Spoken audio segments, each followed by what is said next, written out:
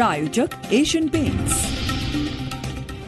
नमस्कार, मैं हूं स्वप्निल और आज हम आपकी मुलाकात करवाने जा रहे हैं बिहार जदयू के प्रदेश अध्यक्ष और राज्यसभा सांसद वशिष्ठ नारायण सिंह से। सर नमस्कार। वशिष्ठ नारायण सिंह को लोग दादा के नाम से भी बिहार में पुकारते हैं, देश में भी, जो पार्लियामेंट में भी आप जाएंगे तो इनको दादा कह के लोग संबोधित करते हैं। तो चलिए दादा से पहला सवाल हम दादा से लिए लेते हैं।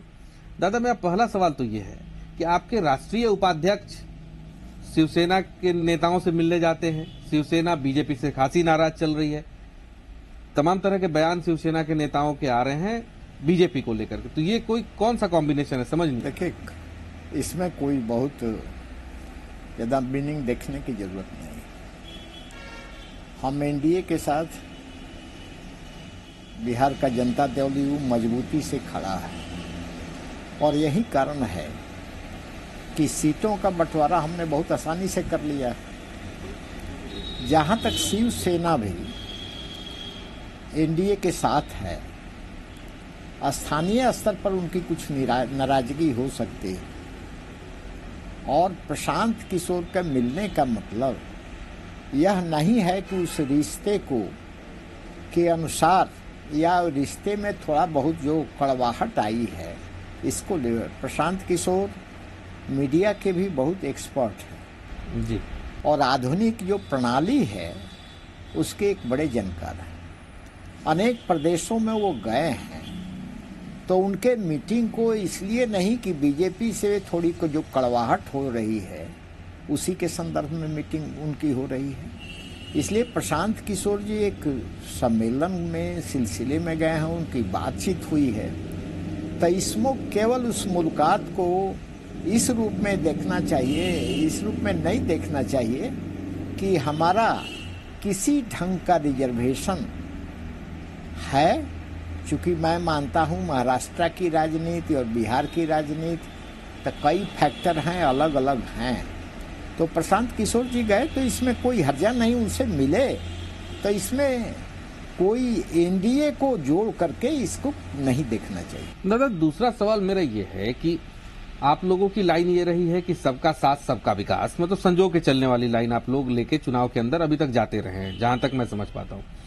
लेकिन अब क्या है, बीजेपी ने एक लाइन अलग ली है जो बंगाल के अंदर दिख रही है। योगी फायर ब्रांड माने जाते हैं, बहुत हार्ड हिटिंग करते हैं, तो योगी की जगह जगह सभाएं हो रही हैं। सोर्सेज हमारे ये बता रहे हैं कि बीजेपी सीमांचल में योगी को मजबूती से प्रेजेंट करेगी, सभाएं करेगी। कैसे कोऑर्डिनेशन करेंगे? देखिए, इसमें हम लोगों को कोई परेशानी नहीं।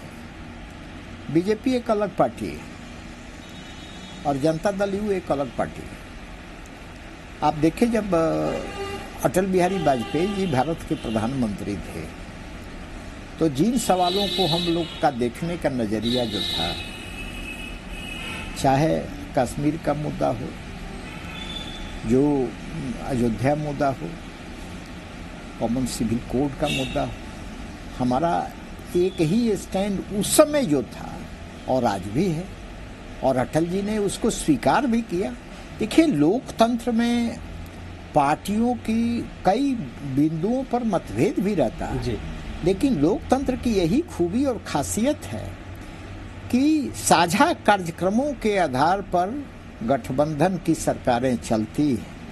इसलिए कुछ बिंदुओं पर वैचारिक यदि मत विभिन्नता भी है तो साथ चलने में कोई दिक्कत नहीं हो सकती है। वहाँ योगी जी, चलिए योगी जी एक फैक्टर हो सकते हैं, उत्तर प्रदेश से आते हैं और तमाम जगह सभा करके निकल जाते हैं, लेकिन उनके पास गिरिराज सिंह हैं, अश्वनी चौबे हैं, तमाम ऐसे मुद्दों पर ये लोग बोलते रहते हैं जो बिल्कुल उनके, ये बीजेपी का मसला है जी।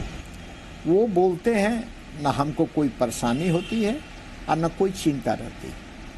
हम कौन क्या बोलता है इससे अधिक ध्यान देते हैं कि बिहार विकास के रास्ते पर अग्रसर कैसे हो और कैसे बिहार बढ़ता जाए। तो हमारे लिए तो सबसे बड़ा है महिला सशक्तिकरण का, हमारे लिए तो सबसे बड़ा है अल्पसंख्यक का कार्यक्रम जिस पर सबकी सहमति है, एनडीए में पूर्ण सहमति। हमारे लिए तो महत्वपूर्ण है 7 निश्चय, हमारे लिए तो महत्वपूर्ण है एजुकेशन में वृद्धि हो, स्वास्थ्य की समस्या बिहार की है, और इस पर तो सब लोग एग्री करते हैं। दादा, एक सवाल और इसी से जुड़ा मेरे जहन में आ रहा है, वो ये है कि आप लोगों ने जितने सारे चुनाव में आप लोग गए हैं उसमें आप लोगों का एक लाइन सेट रहा है, तो इस चुनाव में साथ निश्चय लेकर के आप जा रहे हैं या इसके अलावा भी कोई एजेंडा होगा जिसको लेके आप जाएंगे? एक सवाल है, हमारा जो एजेंडा पहले से है वो पूर्ववत है जी। हमारा एजेंडा है समावेशी विकास, सबका विकास। हमारा एजेंडा है न्याय के साथ विकास, कि जो पिछड़े हुए हैं, जो अभी हाशिए पर हैं, जो अभी सोसाइटी के मुख्य धारा में शामिल नहीं हो पाए, उन लोगों को मुख्य धारा में शामिल किया जाए। और इंफ्रास्ट्रक्चर हर एक व्यक्ति के लिए ज़रूरत है, जैसे बिजली हर एक व्यक्ति के लिए ज़रूरत है, पहुंच पथ और रोड सबके लिए ज़रूरत है, शौचालय सबके लिए ज़रूरत है। तो इन सारी सुविधाओं को, नागरिक सुविधाएं सबके लिए आवश्यक हैं। तो इन सुविधाओं के साथ साथ जो पिछड़े हुए हैं, जो आज भी मुख्य धारा से जुड़ नहीं पाते हैं, जो जीवन की जो उनकी मूलभूत आवश्यकताएं हैं, उसमें भी कुछ कमी अभी रह गई है। दादा, सीबीआई को लेकर के अभी एक तरह से कहें पूरी चर्चा चल रही थी। सीबीआई के अधिकारी बंगाल में अरेस्ट कर लिए जाते हैं। जो ममता का स्टैंड रहा है उसको कैसे देखते हैं? देखिए, ममता के स्टैंड से और सीबीआई ने जो स्टैंड लिया, इसमें एक सवाल मेरे सामने दृश्य के रूप में छन करके आया जी। और वह है कि क्या भ्रष्टाचार का मुद्दा पर के देखने का नजरिया अलग अलग होगा क्या? इस देश के राजनीति के साथ ये बड़ा प्रश्न है। भ्रष्टाचार के मुद्दा चाहे जिस ढंग का कोई हैंडल करता है, उसमें सबको सहयोग करना चाहिए और इसके ऊपर जड़ पर प्रहार करना चाहिए और निरंतर प्रहार करना चाहिए और सभी पार्टियों को एक साथ सहयोग का कोई रास्ता निकलना चाहिए। क्योंकि भ्रष्टाचार किसका हक छीनता है? भ्रष्टाचार तो उसका हक छीनता है जी। और भ्रष्टाचार से लाभान्वित कौन होते हैं? जो गरीबों की रोजी रोटी से जो लोग खिलवाड़ करते हैं, जो साधारण नागरिकों को पैसा से अपनी पेट भरते हैं, वही लोग भ्रष्टाचार में लिप्त होते हैं। इसलिए इस नज़रिए से भी देखना चाहिए। ममता बनर्जी के पक्ष में और ये सीबीआई के पक्ष में अपनी बात मैं नहीं रखूंगा, लेकिन बात ये कहते हैं, सीबीआई के सामने भी चुनौती है, ममता जी के पास भी चुनौती है। इस सहमति के बिंदुओं के आधार पर पूरे राष्ट्रीय दलों को सबको एक बिंदु पर आना चाहिए कि इनके ऊपर कठोर प्रहार और हथौड़ा देने की जरूरत है। दादा, एक और सवाल है मेरा कि जो आप चूंकि प्रदेश अध्यक्ष भी हैं, आप लोगों ने तो सीटों का अनाउंसमेंट कर दिया। जो विपक्ष बिहार के अंदर काम करता है, जो राजद है, उसके अंदर वीआईपी पार्टी है, कांग्रेस है, उपेंद्र कुशवाहा है, जीतन राम मांझी, वहां कहा यह जा रहा है, ऑफिशियली मैं इस बात को कोट कर रहा हूं कि मांझी जी ने, मैंने ही एक इंटरव्यू में कहा था कि अगर सम्मानजनक सीटें नहीं मिलेंगी तो हम चुनाव से दरकिनार भी कर सकते हैं। उपेंद्र कुशवाहा अपनी सीटों पर रहे हैं, मुकेश सहनी 4-5 मांग रहे हैं, टोटल 40 सीटों का ही समीकरण है। कैसे देखते हैं? देखिए, सबसे बड़ी बात है कि अभी थोड़ा समय का और इंतजार कर लीजिए। अभी तो 1-2 बयान की, केवल मांझी जी के बयान की चर्चा कर रहे हैं।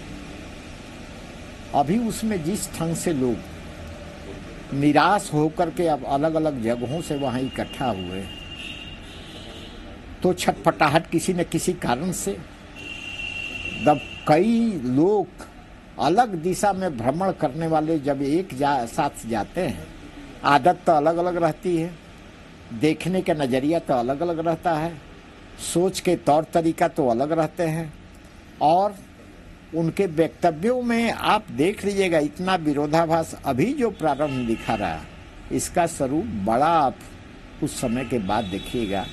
और जब सीट फाइनल की स्थिति हो जाएगा, स्वयं आपने कहा है, चाहे मुकेश जी हो, चाहे मांझी जी हो, चाहे उपेंद्र कुशवाहा जी हो, कांग्रेस लालू जी हैं, कितना जब चूंकि ये लोग इकट्ठा हुए हैं तो एक छोटी आवाज़ तो निकली है, लेकिन अभी और आगे भी देखते जाइए अभी किस ढंग के शब्दों का प्रयोग हो जाता है।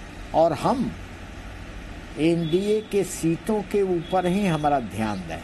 हम इसकी चुनौती नहीं करते हैं कि उनके अंदर कौन, वो मिल करके भी लड़ते हैं, अलग अलग होकर भी लड़ते हैं, एक दूसरे से यदि उनका संबंध अच्छा या जो भी रहता हो, हम आसानी से इस लोकसभा के चुनाव में विजयी होंगे थम्पिंग मेजॉरिटी के साथ।